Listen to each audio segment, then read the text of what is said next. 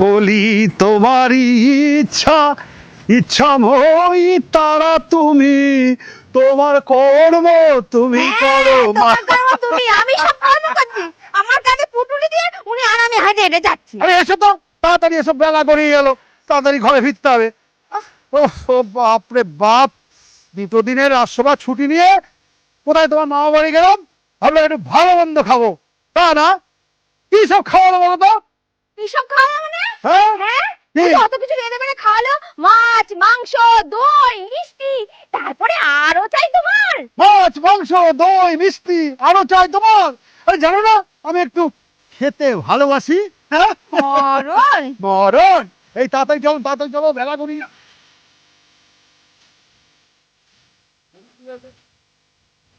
কি? আরে দেখো না, ওই তো, আরে ওই যে গুল মাছটা আসছে, লুকি মরো লুকি মরো লুকি মরো, নাহলে ওর থেকে সব কথা শুনতে হবে।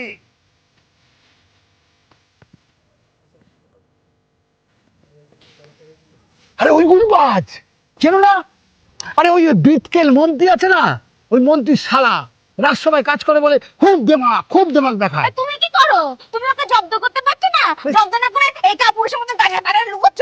আরে জব্দ করবো কি করে, ও তো মন্ত্রীর শালা, আবার বলেন নাকি নিজেকে যে রাজার আত্মীয়, তো ওকে চটালে চলবে, তাই ও গুল মারতে থাকে আর আমাকে সেগুলো শুনতে থাকে। আজকে আজকে আমি ওকে ছাড়বো না, দেখো। হ্যাঁ চল। দাঁড়া দাঁড়া দাঁড়া দাঁড়া। আরে গোপাল ভাইয়া না?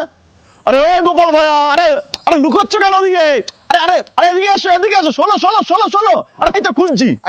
আমায় কেন খুঁজছো আবার? আরে বাবা, আমি তো ভাবছি তুমি করছি না রামকিঙ্কর বাবু, আমি ওই একটুখানি গাছের আড়ালে আসলে বিশ্রাম করছিলাম। আরে ভাই গেলে দুদিন ধরে তুমি কোথাও কোনো খোঁজ পাচ্ছি না, এদিকে রাজসভাও যাচ্ছ না, এদিকে তখন গ্রামের মানুষকে জিজ্ঞেস করলাম, বলো তুমি নাকি বাড়ি নেই, কোনো বিপদ হ্যাঁ বিপদ আপদ হতে যাবে কেন? হ্যাঁ। আমরা তো মামার বাড়ি গিয়েছিলাম নিমন্ত্রণ খেতে। তাই তো। তাই নাকি? হ্যাঁ আমি, মামার বাড়ি? হ্যাঁ এই আমার গিন্নির বড় মামার বাড়ি।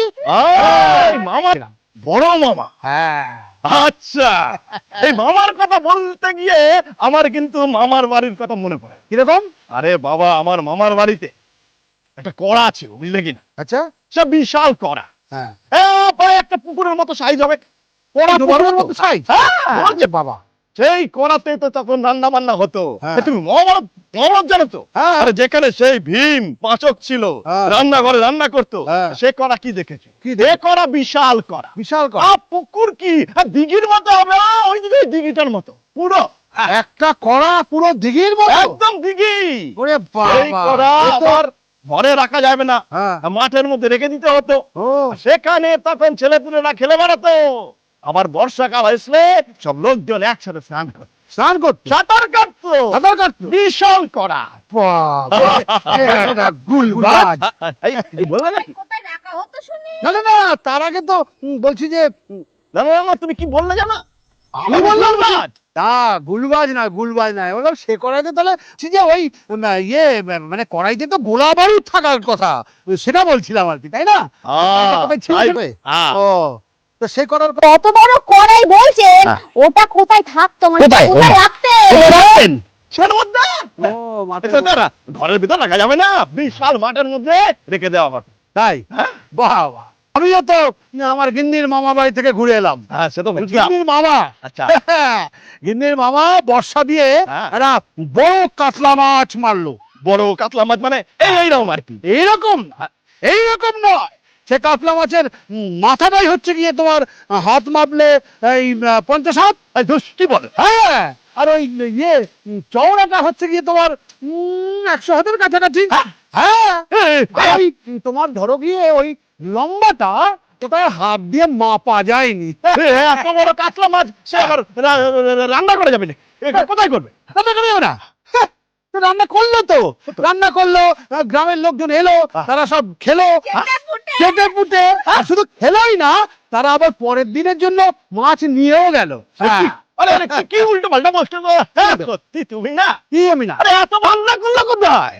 রান্না করে কোথায়? তোমার মাছ রান্না করে জানি আরে তোমার মামা যে কড়াইটা তোমার মামা মাঠে রেখেছিল ডোবার মতো, পুকুরের মতো, দিঘির মতো, সেই কড়াইতে ভর্তি তেল দিয়ে ভেজে ভুজে তারপরে তোমার শুনি যাও সুন্দর করে আমি এখন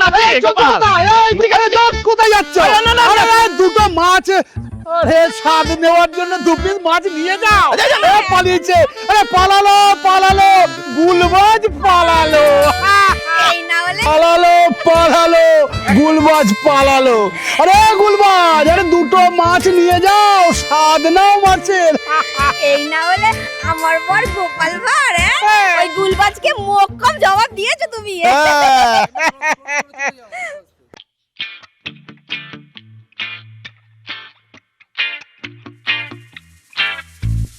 কলকাতা কলকাতা বহুদিন পর শহরে এসেছে The গল্প ঘর।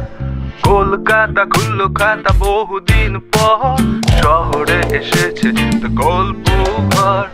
অলি গলি মেন রোড গঙ্গার পারে নৌকা ভাষায় এসো, গল্প আকারে এসো, শহরের বুক চিরে উড়ে গিয়ে দূরে বাংলা হরফ খুঁজে ইতিহাস ঘুরে।